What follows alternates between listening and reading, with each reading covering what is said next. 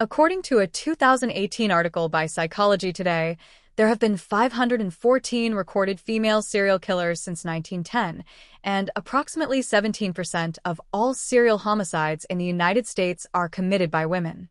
However, these are just the numbers we know of.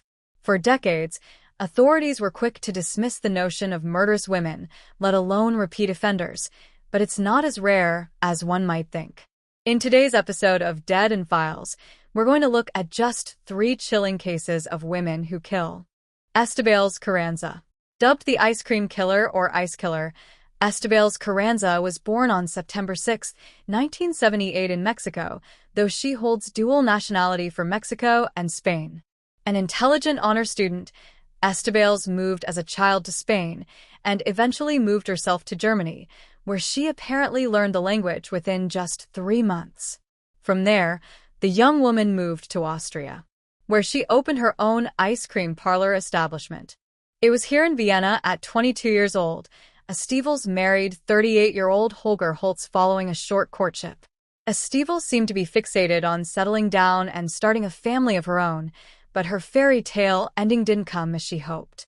The relationship between her and her husband quickly disintegrated.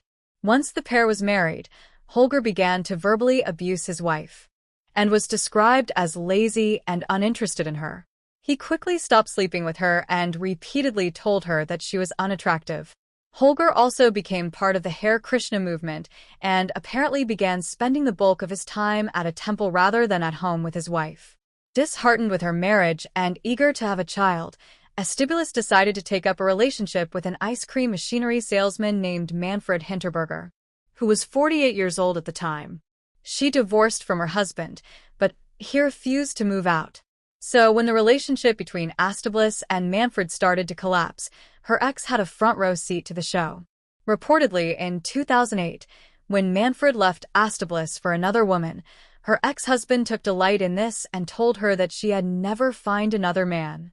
Holger was sitting at his computer desk when Estibales walked up behind him and shot him dead with his own handgun.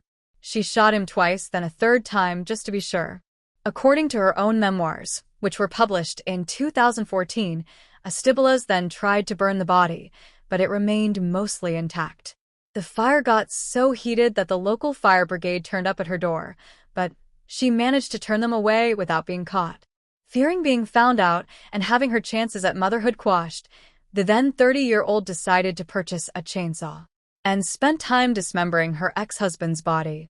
She concealed his remains in empty ice cream pails from her store, which she then filled with concrete and stashed in the cellar of her shop.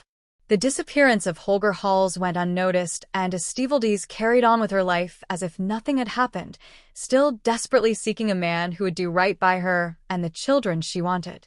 Shortly after this, Manfred Hinterberger appeared back on the scene.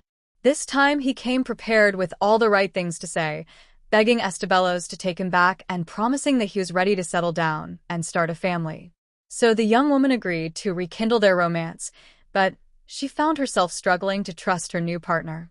In 2010, Estibales found nude photos and sexual texts from a woman on Manfred's phone, which spurred her into taking shooting lessons as well as researching concrete mixing. One night, the couple engaged in a heated argument about Manfred's inability to be faithful. But instead of resolving the argument, Manfred simply turned away from her in bed and fell asleep. Blinded by rage and likely desperation, Estibales shot her boyfriend to death. This time, however, she was prepared with plastic sheets set up for when she disposed of the body in the same way she had her previous husband. When curious neighbors asked what she was up to, the then 32-year-old woman simply told them it was a new ice cream machine in the parlor. Once more, Estibales' life returned to normal until 2011, when maintenance workers who were carrying out tasks in the cellar of her ice cream parlor noticed a foul smell wafting about the room. Although she had done her best to cover up the stench of decaying flesh with an abundance of air fresheners, Estibales couldn't quite eradicate it. One of the basement workers opened up one of the pails in the freezer and was shocked and traumatized when he found the rotting remains of a leg inside. Estibales wasted no time. She fled to Italy via taxi ride and was located in the apartment of a street musician who had possibly just dodged a bullet when Estibales was arrested. On the same day of her arrest, Astiblis found that she had gotten the one thing she always wanted. She was pregnant.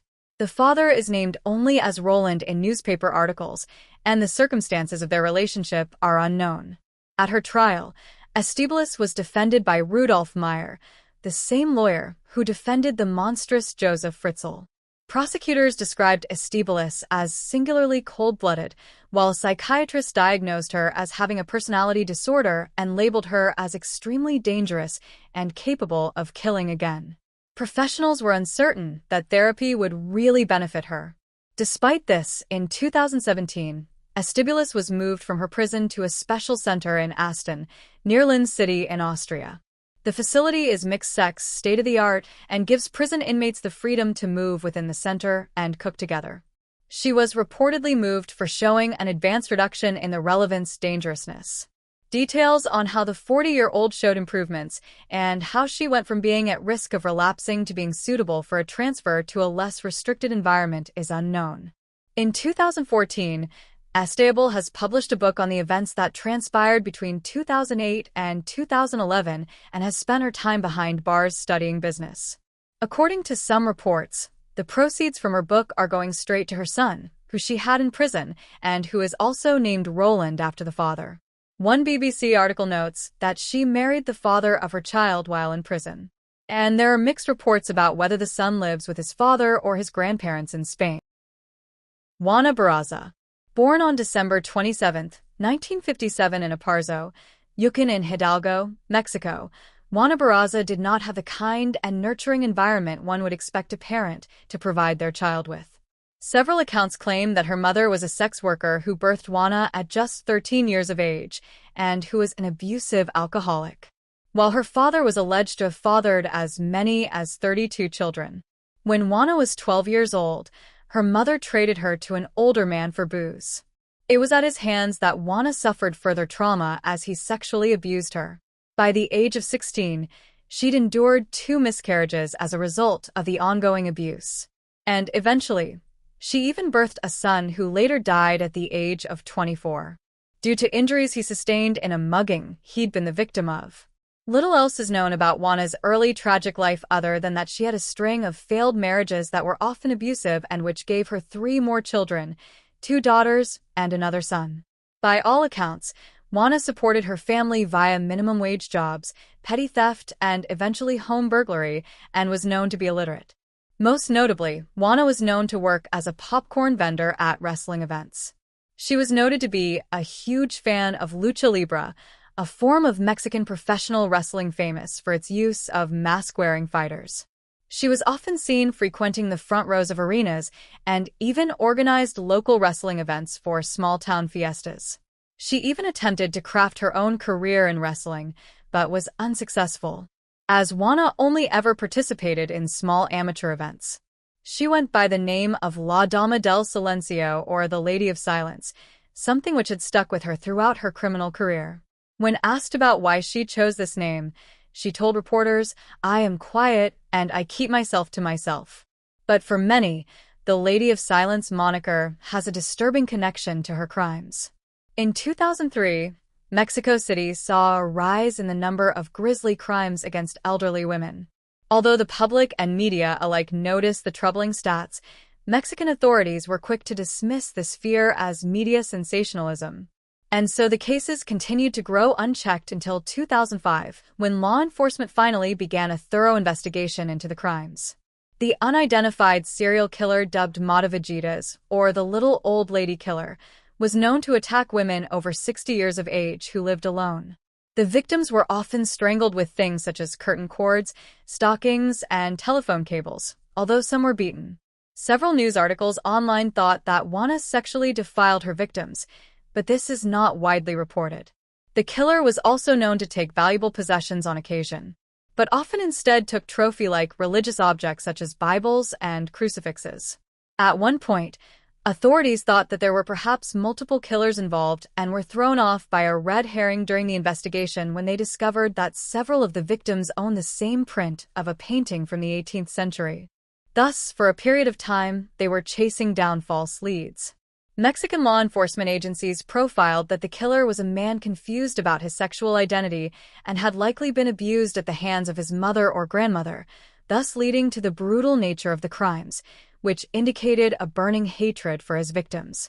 Authorities discerned the sexual identity crisis portion of that description from the fact that in November of 2005, witness statements emerged that described the killer as wearing women's clothing, but that the killer was large, short-haired, and a masculine-looking woman. This profile, teamed with the fact that authorities believed the killer was likely a transvestite male, perhaps because of their own prejudices against the idea of women being serial killers, led them to pulling in around 49 transvestite sex workers for questioning.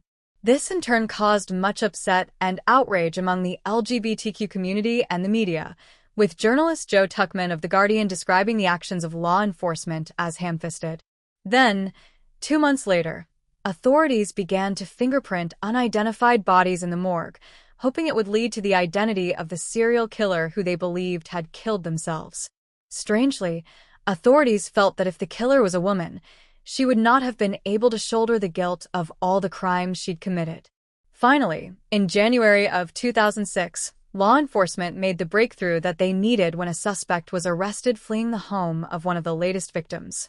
The victim was an 82-year-old woman who'd been strangled to death with a stethoscope. The elderly woman's lodger saw the killer leave just before stumbling over the deceased's body, and the suspect was detained by passing police and neighbors. It was a surprise to the media and the law enforcement when the killer turned out to be the mother of 4, Juana Barraza, who was 48 years old at the time. With her conservative attire and neat cropped hair, she resembled the composite images of the suspect and was found carrying pension forms, a stethoscope, and a fake social worker ID card. The nail in the coffin for Juana was when authorities searched her home and found newspaper clippings of her crimes, neatly stored away, as well as objects taken from the crime scenes. Juana had made her way into the homes of some of the most vulnerable people by posing as a government official and offering them sign-ups to welfare programs. Whilst with others, she reportedly offered to do part-time work for them, such as cleaning and cooking. It was believed that Juana prowled neighborhoods looking for elderly women who lived alone. Upon being caught, Juana's fingerprints connected her to at least 10 other murders. Some sources report that she went on to confess to 4, but most reports that she only confessed to 1. The murder of Ana Maria de los Reyes, the victim of the murder she committed just before being caught. She claimed she'd gotten angry at the elderly woman, and that she lashed out due to the lingering resentment she had for her own mother, who died in 1980.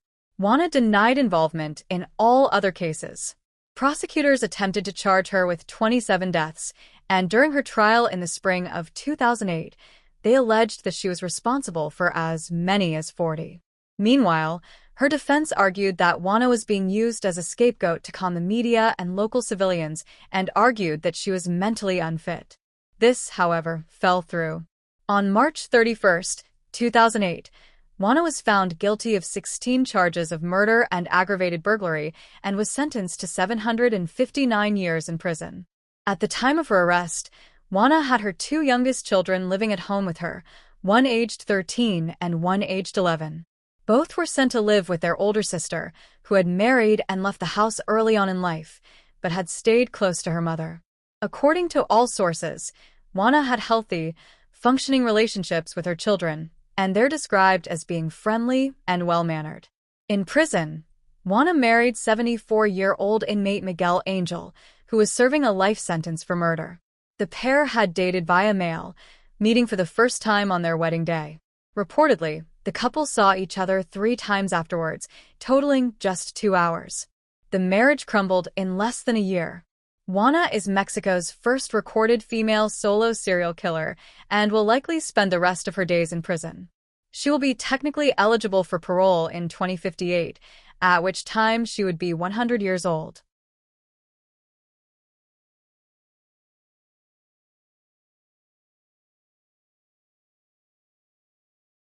Belle Gunnars. Brynhild Storseth, better known as Belle Gunnars, was born on November 11, 1858 in Selbu, Norway. She grew up in a poor family who were tenants on a small farm, and her early life in poverty is what fueled her later greed for wealth and the good life during adulthood. Belle was in her early 20s when she moved to the United States in 1881. She spent some time working as a maid in Chicago, where she changed her name to Belle Peterson before settling down with another Norwegian immigrant named Mads Sorensen in 1884.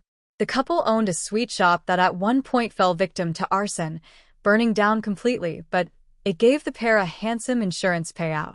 Mysteriously, their home also burned down, and again, the Sorensens received money from this. Although they were likely happy with the money they received, to the outside world, it looked as if tragedy constantly followed Belle wherever she went. The couple had 2 children, although they were not biologically Belle's own. The first, Caroline, died in 1896, and her brother, Alex, followed her 2 years later in 1898. Both passed away from colitis, although it is now believed their illnesses were brought on by poisoning from their new mother. Further upset came when on July 30th, 1890, Mads died of cerebral hemorrhaging. According to his wife, Mads came home with a headache, so Belle gave him quinine powder for the pain. When she went to check on him later in the day, she found him dead. Looking back, it feels awfully coincidental that Mads tragically passed away on the only day that his 2 life insurance policies overlapped. One began while the other was about to expire. But to authorities at the time, there was no malicious intent to be found, and Belle was cleared of any involvement in her husband's end. She collected $5,000, over $140,000 in today's money from his life insurance policies, and moved to a farm in Indiana. In 1902, Belle married Peter Gunness, a recent widow himself with 2 young children to take care of, the youngest of whom passed away just 7 months old and only a week into the couple's marriage. Peter was also from Norway, and in another tragic or suspicious turn of events, died after 8 months of marriage to his new wife. According to Peter, reached up for something on a high shelf and was hit by a meat grinder that fell on him. His cause of death was an injury to the skull, and his grim passing was ruled as accidental. Things were largely quiet for Belle for several years after that until April 28, 1908, when her farmhand, a man named Joe Maxon, awoke to find the home up in flames with thick smoke billowing from the raging fire. He attempted to wake the children and Belle herself, but the doors to their rooms were locked, and so he fled to alert the local fire brigade.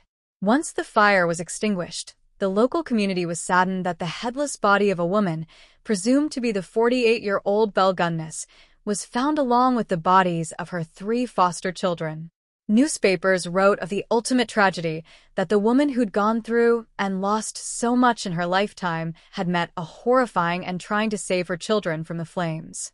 It was later found that all 3 children had a form of poison in their bodies that was often used by their mother, but the testifying doctor refused to declare it was the official cause of death.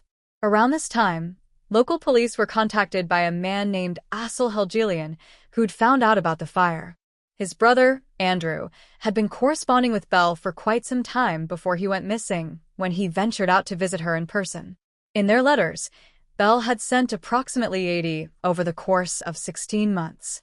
Belle had asked that Andrew come stay with her, bring all his money with him, and tell nobody where he was going. Andrew told his brother he'd be back in a week, but he never came home. Although Aksel had written to ask about his brother, Belle told him that Andrew had simply vanished and that she too would like to locate him. Aksel, however, did not trust what she had said. It wasn't like his brother to take off and vanish without saying a word to anyone. When he had heard about the fire on the farm, he had feared the worst. Aksel came to see the scene of the blaze for himself. The farmhouse had been obliterated. What was left was blackened and charred. While investigating some dirt in the pigsty, however, he noticed some depressions in the mud where, according to the farmhand, Belle had supposedly been depositing rubbish beneath the soil. Following a hunch, Aksel dug up the earth, revealing a sack that contained human remains. 2 hands, 2 feet, and a head were inside. They belonged to Andrew. Around the farm, there were dozens more depressions that hid sacks of human bodies, torsos, hands, arms, bones. The depressions were makeshift graves. The entire farm was a graveyard. To dozens of bodies, each of which had been dismembered the same way, with the arms removed at the shoulders, the legs butchered at the knees, and the skulls showing gashes and blunt force trauma. Authorities on the scene lost count of the number of bodies they uncovered at the site of the fire. Despite the extensive media coverage that the remains attracted, the majority of the bodies still go unidentified to this day. One of the confirmed bodies was that of Jenny Olson, Belle's teenage foster child. In late 1906, had told neighbors that Jenny was off at university, which is why she hadn't been seen in a while. More recently, shortly before the fire, she had explained that Jenny was off on her wedding trip. Reportedly, many of the bodies found on the farm were Belle's step and foster children. She is not believed to have had any biological children in her lifetime. The bodies on the discovery of the farm led to local law enforcement and the media alike reassessing Belle's character. No longer was she a devoted mother who'd simply been dealt a poor hand in life. Now she was a serial killer, covering up her grisly crimes in the most gruesome fashion imaginable. While it has often been said that 40 bodies were found, modern researchers estimate that in actuality it was between 10 and 14 bodies that were found, possibly even more. In November of 1908, Ray Lamphere, Belle's 38-year-old former farmhand and on-again off-again lover, was convicted of arson in connection with the farm fire. A heavy drinker and gambler, Ray had been hired by Belle in August of 1907. His defense at the trial claimed that Belle was still alive. Ray reportedly later told law enforcement that Belle would put up adverts in Norwegian papers seeking male companionship, only to rob and kill the men who responded and visited her farm. Apparently, she even asked him to set fire to the house with the children inside and explained that she had faked her own death. Belle had gotten frightened by the idea of a Slee coming to look for his brother, and so she had put a plan into motion. However, the couple had recently feuded. In the 6 weeks prior to the fire, Belle had issued for legal actions against her former farmhand. Ray was found guilty on 2 counts of trespassing, but Belle failed to have him declared insane or to get a peace bond to protect herself and her property. It's been theorized by online sleuths that Ray and Belle were partners in crime, carrying out the scheme together, but that Ray had grown jealous of Andrew and everything had spiraled out of control afterwards. Many believe that Belle considered Ray to be too poor to be an adequate suitor for herself. While there are some who believe that Belle died in the fire that day along with her foster children, many believe that she successfully faked her own death and lived out the rest of her days in another state, avoiding police detection. Much of this idea comes from the fact that although Belle's scheme earned her the modern-day equivalent to tens of thousands of dollars per kill, there was only $700 left in her bank account following the fire. It's also been reported that on the 27th of April, 1908, the day before the fire, Belle kept her children home from school and bought kerosene. Not only this, but she apparently also visited her lawyer to have her will written up, and told anyone who would listen she was afraid that Ray would kill her and burn her house down. Also, neighbors and locals at the time noted that the body in the fire seemed particularly small, too small to be that of Belle Gunness, who was a tall, broad woman and weighed over 250 pounds. She was reportedly only identified on May 19, 1908 by her dental bridges, which many have speculated she could have removed and thrown into the fire. There is little speculation about who the headless woman in the fire could be if it wasn't Belle, but it has been postulated that perhaps it could have been a woman Belle had been seen with days earlier, or maybe a newly hired housekeeper. There have been many sightings over the years of Belle, although, of course, none have been verified. The most notable of these sightings is one which occurred in LA in 1931. Esther Carlson, 61, and Anna Erickson, 42, were set to be tried for the poisoning of Esther's employer, a wealthy 81-year-old man named August Lindstrom, for money that he kept in the house, which equaled about $33,735 in today's money. Esther was August's housekeeper and allegedly bore a strong resemblance to the presumed dead Belle Gunnars. Due to their likeness and Esther's poisoning technique, many thought that this was the Belle Gunnars, who'd faked her own death in 1908. Esther denied these accusations, citing her work record between 1890 and 1908 as proof. She passed away before the trial. After Esther's death, authorities arranged for some Indiana residents who knew Belle to visit the body. They believed it was her. Another resident identified the 3 children in a photo found in Esther's trunk as those who died in the fire. The only spanner in this argument is that Belle would have been in her early 70s, not her early 60s in 1931. An Indiana lawyer who studied the case during her master's in anthropology believed Belle probably killed at least 25 people across her terrifying murderous career. Regardless of modern-day theories, Belle Gunness was never conclusively tracked down if she had truly fled in the first place. Ray Lamphere died a year into his prison sentencing, leaving authorities and locals with more questions than answers. Recent DNA tests have been performed on the body left in the fire, but due to the sample of Belle's DNA being too degraded as it came in the form of an envelope, the results have come back as inconclusive. And there you have the facts. Please leave a comment down below with your own theories and speculations. And remember to like this video and subscribe to support the channel. If you're still hungry for true crime content, subscribe Dead and File to stay updated. Thank you for watching. Stay alert, stay safe, and I'll see you next time.